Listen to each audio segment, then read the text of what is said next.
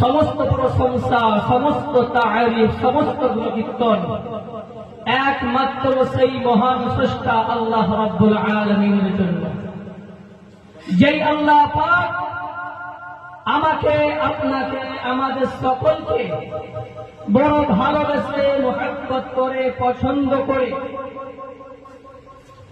দুনিয়ার বিভিন্ন বিভিন্ন খারাপ কাজ থেকে ফারেক করিয়ে একটি পবিত্র মজলিস, একটা জান্নাতে বাগানে বসার তৌফিক দান করেছে এবং তার সাথে সাথে কোরআন এবং হাদিসের কথাবার্তা বলার এবং শোনার তৌফিক দান করেছে।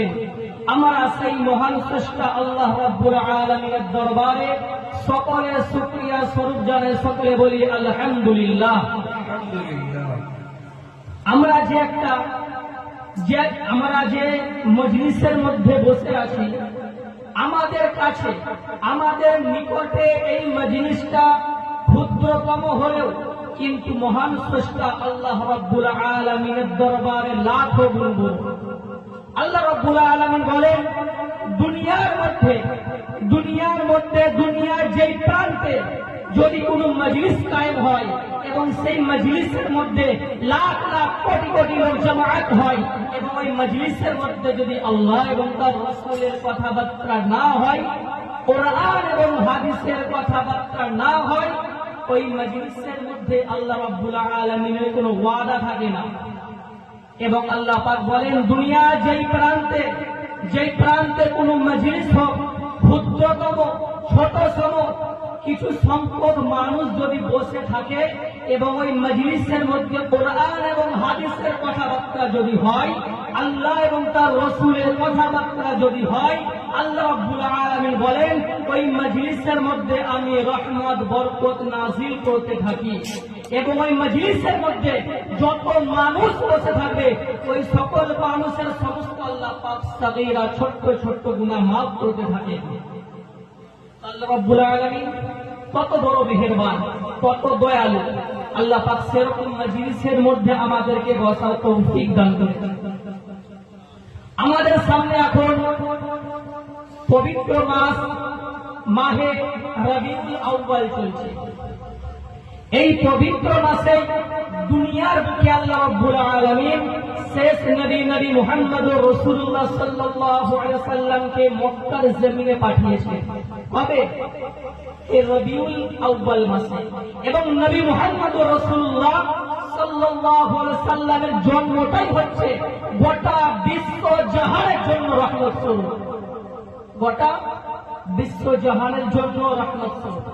আল্লাহর নবী শুধু মুসলমানদের জন্য রহমাতুল লিল হয়ে আসে না, আল্লাহর নবী শুধু আমার আপনার জন্য রহমাতুল লিল আলামিন হয়ে আসে না। আল্লাহ রাব্বুল আলামিন দুনিয়ার মধ্যে যত হাজার হাজার মাখলুকাত সৃষ্টি করেছেন, যত হাজার হাজার মাখলুকাত প্রয়োগ করেছেন, সকল মাখলুকাতের নবী হলো রহমাতুল লিল আলামিন। তো আল্লাহ রাব্বুল আলামিন দুনিয়ার মধ্যে নবী মুহাম্মদুর রাসূলুল্লাহ সাল্লাল্লাহু আলাইহি ওয়াসাল্লামকে পাঠিয়েছেন এই দ্বীন ইসলামের জন্য, এই দ্বীন ইসলামটা কায়েম রাখার জন্য।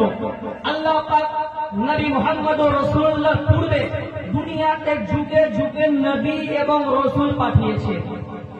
আদম নবী থেকে নিয়ে ঈসা নবী পর্যন্ত যত নবী, যত রাসূল দুনিয়ার মধ্যে এসেছেন, সকল নবী এবং সকল রাসূলের বাক্য একটাই ছিল, লা ইলাহা ইল্লাল্লাহ। কি বাক্য ছিল?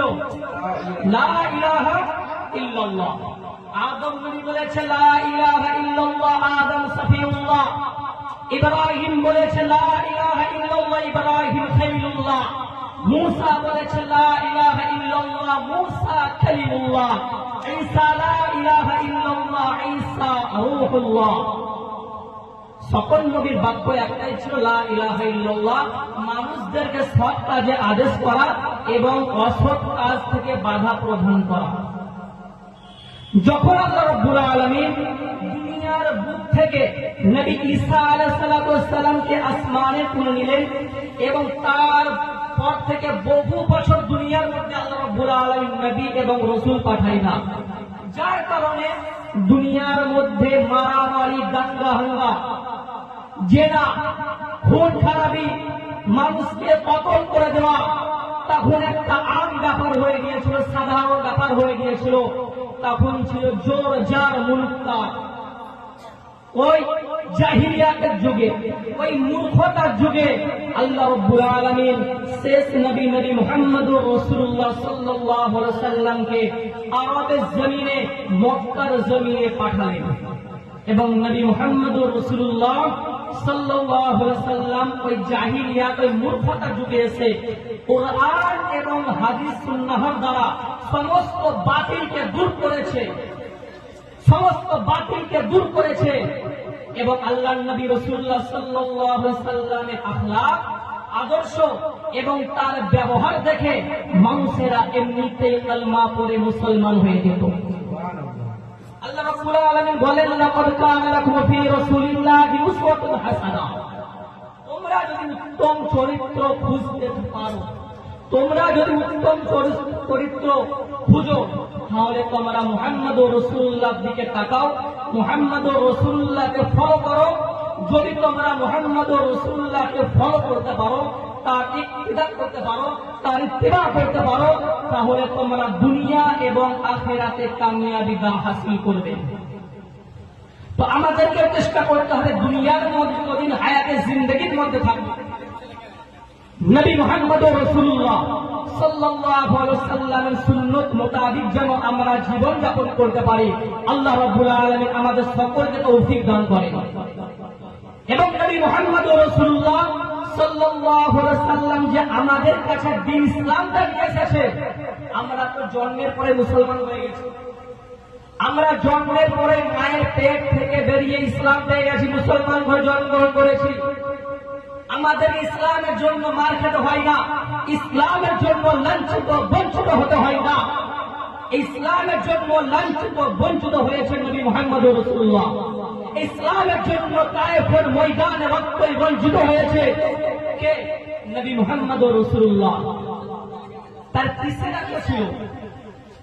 মক্কার কাফেররা, মক্কার মুনাফিকরা আল্লাহর নবীকে বলেছিলেন, মুহাম্মদ, আমরা আপনাকে আমাদের সমস্ত রাজত্ব দিয়ে দেব, আমরা আপনাকে আমাদের সমস্ত ধন দৌলত দিয়ে দেব।